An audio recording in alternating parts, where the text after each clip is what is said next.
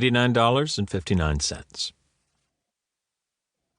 The way Junior slouches by the soda fountain, jaw slack as his shoulders and awe stretching his eyes, he ought to be watching a rocket climb into the blue instead of this fast food menu.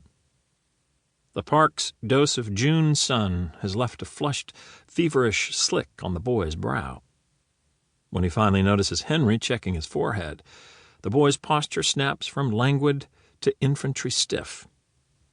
Out of respect or fear, Henry can't tell. Can't help but wonder if the boy is still scared of him. Either way, he's proud of his son. But instead of saying so, he just squeezes the boy's neck, each vertebra a prize fighter's knuckle. Dad? Pa.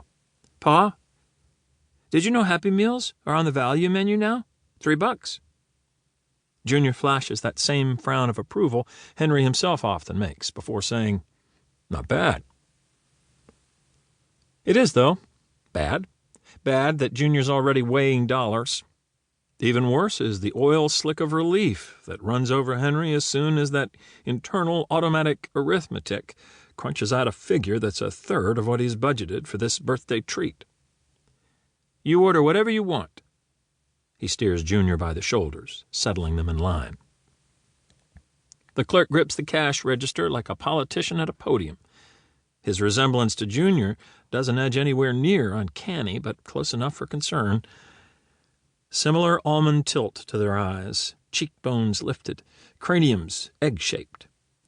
Pigment's hard to place, but sure enough, dark. What well-meaning white people like to call exotic.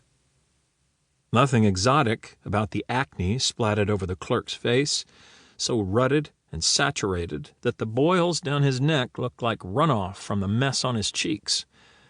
Nothing exotic about the assembly line hustle hard at work behind a geometry of stainless steel panels and slots, glowing a fuzzy amber under heat lamps. Even though they've traveled a gallon east to celebrate at this one, a nicer one set on the final rung of the city's suburban orbit, the half-hidden machinery of these places never changes. Only the clientele. And with them, the expectations. Since getting out, the biggest change Henry's noticed is how everyone stares at their palms now, their heads constantly bowing to handheld screens as if in prayer. But when had they switched out all the overhead menus for plasma displays? Each time he looks back up, it seems he's just lost the value menu to dessert options or an inflated photo of a Big Mac, glossed up like a centerfold. A manager is calling out order numbers, her accent curling digits into melodies. The top half of an employee disappears out the drive-through window. A sizzling metal basket is lifted out of the deep fryer.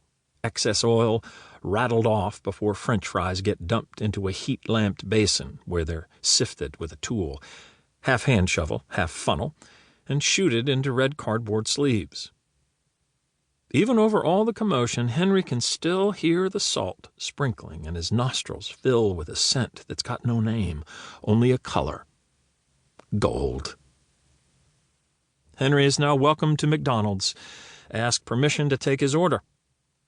He can't bring himself to look at this acneed, stretched-out version of his son, and such sour aversion to the poor kid's face only makes him feel worse.